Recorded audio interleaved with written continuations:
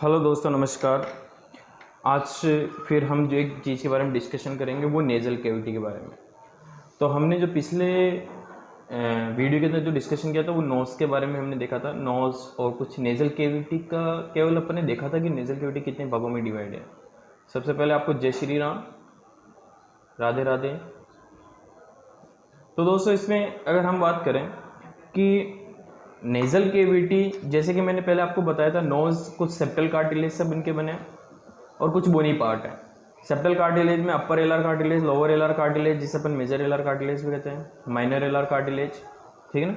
और ये septum cartilage, अगर ये बात करें तो अपर एलर कार्टिलेज दोस्तों, ये आपका लोअर एलर कार्टिलेज था।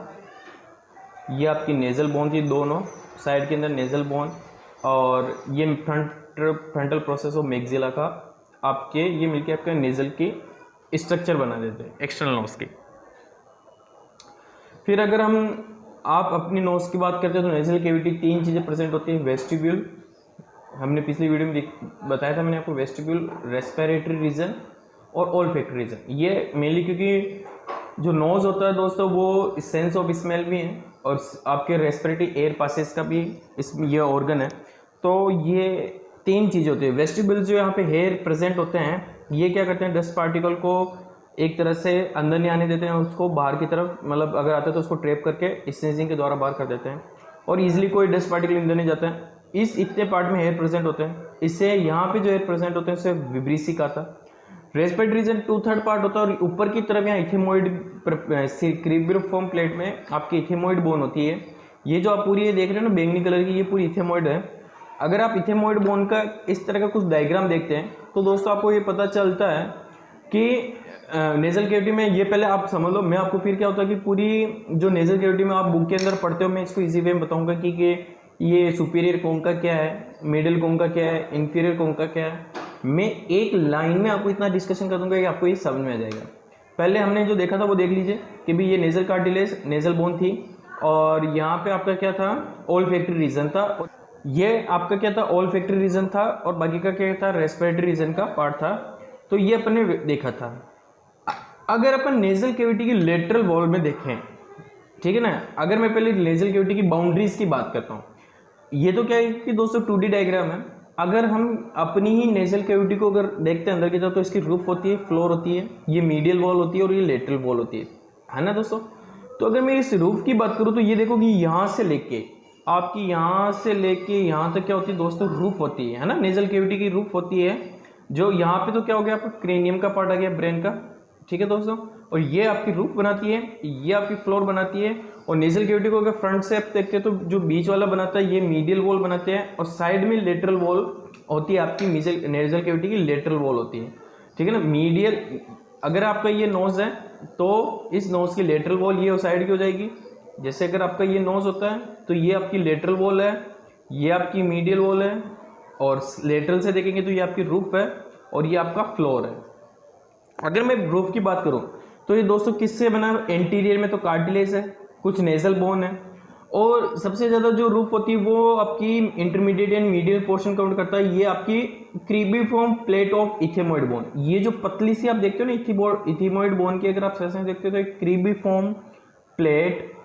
क्रीबिफॉर्म प्लेट आता है, जिससे आपको मैं वापस बता देता हूँ, क्रीबिफॉर्म है ना, क्रीबिफॉर्म प्लेट ऑफ इथेमोइड बोन, बहुत पतली सी थिन आपकी कवर, क्योंकि ये क्रीबिफॉर्म प्लेट ऑफ इथेमोइड बोन आपकी क्रेनियम और नेज़ल कैविटी को डिफ्रेंशिएट करता है। पीछे की तरफ आप देखते तो स्पिनोइड फोसा, स्पिनोइड बोन का पार्ट आ जाता है, ये आपकी रूफ मिलके बनाती है, ठीक है ना। ये स्पिनोइड है आपका, ये क्रीबिफॉर्म प्लेट ऑफ इथेमोइड बोन है, मतलब इट इज ए ये जो इतना छोटा देखते हैं आप परपेंडिकुलर प्लेट है, और ये क्रीबिफॉर्म प्लेट है, ये आपका नेज़ल बोन और कार्टिलेज। तो ये रूफ आपका, ये मतलब अगर मैं मोटा कहूँ तो सेप्टल कार्टिलेज, क्रीबिफॉर्म प्लेट और स्पिनोइड बोन, ये मिलके क्या बनाते हैं दोस्तों, आपका रूफ। फ्लोर में आप देख रहे होंगे तो ये यहाँ से लेके यहाँ तक क्या आप दोस्तों, मैक्सिला, ये इंटीरियर 2/3 तो आपका क्या है कि फ्लोर एक ऐसी चीज है जो नेज़ल कैविटी को, बक्कल कैविटी या फ्लोर ओरल कैविटी, ये नीचे क्या जाती है आपकी फ्लोर पे, क्या आपको पता ना आपके नाक के नीचे क्या ओरल का ओपनिंग है, तो मैक्सिला और ये एक 2/3 ये जो होती है पैलेटाइन बोन होती है ना। कौन सी होती है आपकी पैलेटाइन बोन, क्योंकि पैलेटाइन बोन आपकी इस तरह से भी है और ऊपर की तरफ से, तो ये हॉरिजॉन्टल प्लेट है, ये परपेंडिकुलर प्लेट है। तो हॉरिजॉन्टल प्लेट आपकी क्या बनाती है, थोड़ा सा 1/3 बनाती है रूफ का, horizontal plate time bone, horizontal portion. Roof समझ में आ गया, फ्लोर हो गया। मीडियल वॉल में अगर आपकी नोज को अगर मीडियल वॉल में देखते हैं तो कुछ क्या होता है, एक तो सेप्टल कार्टिलेज होता है, एक वॉमर बोन होता है, एक आपकी इथेमॉइड बोन का पैलेटाइन परपेंडिकुलर प्लेट होती है।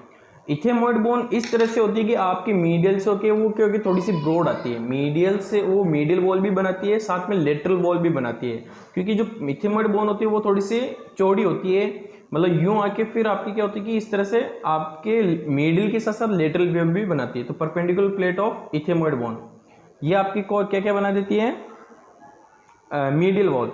तो मीडियल वॉल में अगर आप वापस देखते हैं तो कार्टिलेज पार्ट भी, कार्टिलेज आपका कौन सा हो गया, सेप्टल वॉल, और वॉमर बोनी पार्ट में आपका वॉमर बोन होती है। वॉमर बोन बिल्कुल एक थिन सी होती है जो कि एक तरह से मीडियल वॉल होती है जो सेपरेट करती है राइट एंड नेजल हाफ को नेजल नोस्ट्रल्स को। एक होती है perpendicular plate of इथेमॉइड bone. I think दोस्तों यहाँ तक समझ में आ गया होगा। ये आपकी क्या है, रूफ है, ये आपका फ्लोर है। मीडियल वॉल में वॉमर बोन, आपको इसमें मीडियल वॉल नहीं दिखेगा पर वॉमर एक बोन होती है पतली सी नीचे यहीं इसी साइड में मीडियल वॉल में यहाँ पे एक वॉमर बोन दिखती है आपको, और ये परपेंडिकुलर प्लेट ऑफ इथेमॉइड बोन और कार्टिलेज पार्ट आपका इसमें क्या बन के बनाते हैं, मीडियल वॉल। अब जो लेटरल वॉल इसमें डिस्कशन करते हैं दोस्तों कि भी लेटरल वॉल जो इसकी सबसे मोस्ट इंपॉर्टेंट है, आपको कहीं समझ नहीं आता क्योंकि लेटरल वॉल में 3 चीज़ें आती हैं, कॉन्काई, मिटस और पैरानेजल साइनस। ये मैं आपको बताता हूँ। अगर हम इसके लेटरल व्यू को देखें तो दोस्तों होता क्या है कि इसमें 3 चीज़ें, नेजल कैविटी एक्चुअली क्या होता है कि यहाँ से अगर आप देखेंगे इंटीरियर में तो आपकी ओपनिंग शॉट्स है पर नेजल कैविटी अंदर की तरफ से ब्रॉड होती है। होता क्या कि आपकी जो फेशियल की जो बोन होती है लाइक इथेमॉइड बोन और फ्रंटल बोन, स्पेनोइड बोन और आपकी मैक्सिला बोन जो ये यहाँ से आती है, आपकी ये हॉरिजॉन्टल प्लेट होगी तो ये परपेंडिकुलर प्लेट मैक्सिला भी जो इसके अंदर आपकी आती है, तो ये मिलके क्या बनाती है, नेजल कैविटी बनाती है। अब ये जो बोन पूरी पीछे की तरफ होती है, यहाँ से पीछे की तरफ, जैसे ये इथेमॉइड बोन है, जो नेजल कैविटी में आके जो प्रोजेक्शंस होते हैं इनको हम कोंका कहते हैं। कोंका और कुछ नहीं होता दोस्तों, एक बोनी प्रोजेक्शन पार्ट होता है, वो मिलके क्या बनाती है, कोंका बनाती है। आपके नेजल कैविटी में 3 कोंकाई है, सुपीरियर कोंका, मिडिल कोंका और इंफीरियर कोंका। अगर आप देख रहे हैं तो सुपीरियर कोंकाई और ये आपका क्या है दोस्तों, सुपीरियर कोंका, ये मिडिल कोंका और इंफीरियर कोंका। सुपीरियर कोंका और मिडिल कोंका इथेमॉइड बोन का ही पार्ट है। मैं क्या कह रहा हूं वापस सुनना दोस्तों, superior concha, middle concha is a part of the ethmoid bone और inferior concha is a separate bone. इसका कोई बोन का ओरिजिनेट नहीं है, ये एक अपने आप में एक सेपरेट बोन है, इसके वजह से इसका नाम भी इंफीरियर कोंकाई बोन है। अब ये देख रहे हैं कि सुपीरियर कोंका, अब जो मिटस क्या होता है, पहले तो आप कोंकाई नेजल कैविटी समझ गए, कोंका और कुछ नहीं होता है कि ये जो इथेमॉइड बोन जब क्या होता है कि नेजल कैविटी में ये जो प्लेट आती है, ये बोनी प्रोजेक्शन नेजल कैविटी में कोंकाई हो जाते हैं। ये सुपीरियर कोंका है, ये मिडिल कोंका है और ये इंफीरियर कोंका सेपरेट बोन है, it is not a part of इथेमॉइड bone. अब इसके अंदर एक ग्रूव्स बन रहा है, ये जो देख रहे हो ना, ये इसके अंदर ये जो अंदर क्या होता है कि इस सुपीरियर कोंका और मिडिल कोंकाई में क्या होता है, ग्रूव एक गलियारा कॉरिडोर बन जाता है जिसे आप कहते हैं सुपीरियर मिटस। मिडिल कोंकाई और इंफीरियर कोंकाई के बीच में जो एक ग्रूव बनता है वो हो जाता है आपका मिडिल मिटस, और ये इंफीरियर कोंकाई के नीचे जो होता है इंफीरियर मिटस होता है। मिटस और कुछ नहीं होता है, इन बोन के बीच में एक गलियारा होता है कॉरिडोर। वो बोन की कर्व्ड पोजीशंस में क्या होता है कि बोन जैसे घूमती है, ये कर्व्ड पोजीशन में एक क्या हो जाता है कि एक मिटस एक छेद रह जाता है गली की तरह। मतलब बोन अगर इस तरह से फोल्ड होती तो बीच के अंदर, जैसे अगर ये डायग्राम देखते हैं, ये एक बोन मान लो, तो बोनी प्रोजेक्शन जब फोल्ड होता है तब ये क्या हो जाता है, एक होल रह जाता है जिसे अपन क्या कहते हैं, मिटस कहते हैं। अब ये जो मिटस होता है, अब इसके अंदर ये तो समझ गया, सुपीरियर कोंका, मिडिल कोंका, इंफीरियर कोंका, इसमें कुछ नहीं होता है, बोनी प्रोजेक्शंस होती है। सुपीरियर कोंका, मिडिल कोंका इथेमॉइड बोन का पार्ट और इंफीरियर कोंका एक सेपरेट पार्ट है। अब ये जो मिटस होते हैं, अब क्या होता है कि इनमें क्या होता है कि ये जितने भी बोन है, इथेमॉइड बोन, आपकी मैक्सिलर bone, frontal bone, sphenoid bone, इनमें क्या होता है कि इन बोन में एक एयर फील्ड स्पेस होते हैं, मतलब एक तरह से बोन में कुछ स्पेस यानी होल होते हैं जिनमें क्या होता है कि एयर सर्कुलेट होती है। बोन में कुछ ऐसे छेद होते हैं जो क्या करते हैं कि आपकी बोन की, फेशियल बोन की क्या करते हैं कि वजन को हल्का करने का काम करते हैं। अगर इन बोन में एयर फील्ड साइनस नहीं होते तो आपको आपकी फेशियल बोन के ऊपर चेहरा भारी भारी लगेगा। तो ये क्या करते हैं कि इनमें बोन के अंदर जो एयर फील्ड स्पेस की ओपनिंग जिसे हम साइनस कहते हैं, इनकी ओपनिंग किसमें होती है? इन मिटस में होती है। अगर मैं बात करूं सुपीरियर मिटस के अंदर आपकी स्पेनोइड बोन का जो ये स्पेनोइड बोन यहाँ पे इथेमॉइड बोन्स के द्वारा जुड़ी होती है, यहाँ पे कुछ रेसेस मतलब घुमावदार स्ट्रक्चर बन जाती है जिसे स्पेनो इथेमॉइड रेसेस कहते हैं इस वाले पोर्शन को। और यहाँ पे एक ओपनिंग होती है जिसे स्पेनोइड साइनस कहते हैं। स्पेनोइड की साइनस बोन की जो एक एयरफील्ड जो साइनस होता है वो यहाँ प्रेजेंट होता है सुपीरियर मिटस में। इस मिडिल मिटस को उठा के देखेंगे तो मिडिल मिटस में इस तरह के 3 एयरफील्ड स्पेस होते हैं जो कि एक तो एंटीरियर इथेमॉइड का होता है, इंटीरियर इथेमॉइड साइनस, एक मिडिल इथेमॉइड साइनस, ठीक है, और एक मैक्सिलरी साइनस, ठीक है दोस्तों। तो अगर मैं बात करूं कि भी मिडिल मिटस में 3 चीजें किस किस की ओपनिंग है दोस्तों, एंटीरियर, यहाँ पे 3 छेद होते हैं, एंटीरियर, मिडिल और आपका मैक्सिलरी साइनस। और इंफीरियर कोंका के नीचे आपको मैंने इसमें पहले बताया होगा लेक्रमाइल डक्ट की इसमें ओपनिंग होती है, नेजो लेक्रमाइल डक्ट की। इंफीरियर मिटस, ये इंफीरियर कोंका तो इंफीरियर मिटस में एक छेद दिखता है आपको नेजो लेक्रमाइल डक्ट की, इसमें एक ओपनिंग दिखती है, ठीक। तो दोस्तों नमस्कार, मैंने एक ये पार्ट मतलब दूसरा मतलब कंटिन्यू इस वीडियो को मैं वापस कर रहा हूँ कि जो नेजल कैविटी के मैंने रूफ बता दी, फ्लोर बता दी, मीडियल वॉल बता दी, ये जो कॉन्चा होते हैं ये बेसिकली क्या होता है कि आपकी इथेमॉइड बोन जब नेजल कैविटी में प्रोजेक्शंस हो जाती है तो उसे कोंका कहते हैं। इथेमॉइड bone superior concha, middle concha बनाती है और इंफीरियर कोंका एक सेपरेट बोन होती है। सुपीरियर कोंका और मिडिल कोंका के बीच में जो गैलरी होती है वो सुपीरियर मिटस होती है। मिडिल कोंका और इंफीरियर कोंका के बीच में मिडिल मिटस होता है। इंफीरियर कोंका के नीचे होता है आपका इंफीरियर मिटस जो सबसे लार्ज होता है। सुपीरियर मिटस में ये बोन की क्या होता है कि एयर फील्ड, हर एक बोन में क्या होता है कि अगर आप 3D में देखेंगे तो इसमें साइनस होते हैं। ये साइनस जैसे कि ये फ्रंटल का फ्रंटल साइनस यहाँ पे ओपन होता है, ठीक है ना, आपके ये मिडिल मिटस में ओपन होता है। सुपीरियर मिटस में स्पेनोइड साइनस ओपन होता है। मिडिल मिटस में इस इथेमॉइड बोन का साइनस होता है, सो एंटीरियर और मिडिल पार्ट का जो होता है, क्योंकि अगर इनमें एयर फील्ड स्पेस इसलिए होना जरूरी होता है क्योंकि ये एयर को ह्यूमिडिफाई करने का काम करते हैं साइनस, साथ में आपकी बोन का वजन भी हल्का करते हैं। क्योंकि अगर नेजल कैविटी इस तरह से अगर ब्रॉड नहीं होगी, इसमें कोंका प्रेजेंट होगी, जो एयर इसके अंदर डायरेक्ट आएगी वातावरण से वो डायरेक्ट क्या होता है कि फास्ट एंड लेमिनार फ्लो करके पीछे की तरफ चल जाएगी। पर जब एयर इसके अंदर ट्रांजैक्शन होती है तो इसके अंदर क्या होता है कि ये सभी जगह सुपीरियर मिटस में, इंफीरियर मिटस में पूरी जगह ह्यूमिडिफाई होके फिर ये नीचे लोअर रेस्पिरेटरी ट्रैक में एंटर करती है। तो दोस्तों कोंकाई मिटस और साइनस के बीच में बिल्कुल कंफ्यूज नहीं होना आपको।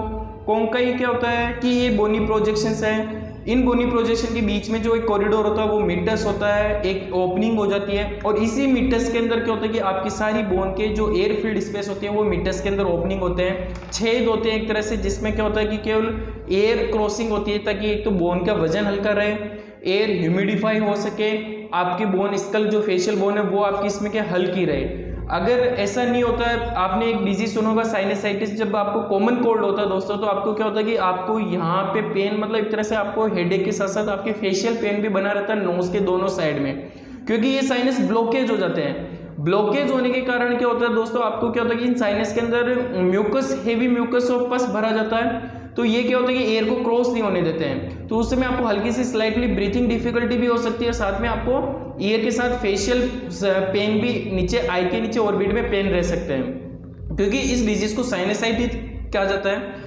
तो वो क्या करता है कि इन्फ्लेमेशन ऑफ साइनस बैक्टीरियल की वजह से होता है। तो आज के बाद नेजल कैविटी में कभी कंफ्यूज नहीं होगा कि नेजल कैविटी क्या होता है कि दोस्तों और कुछ ही नहीं होता कि लेटरल वॉल में सुपीरियर कोंका, मिडिल कोंका ही कुछ ही नहीं होता है, एक बोनी प्रोजेक्शन पार्ट है। इथेमॉइड बोन मिलकर आपका सुपीरियर कोंका, मिडिल कोंका बनाती है, inferior concha is a separated bone.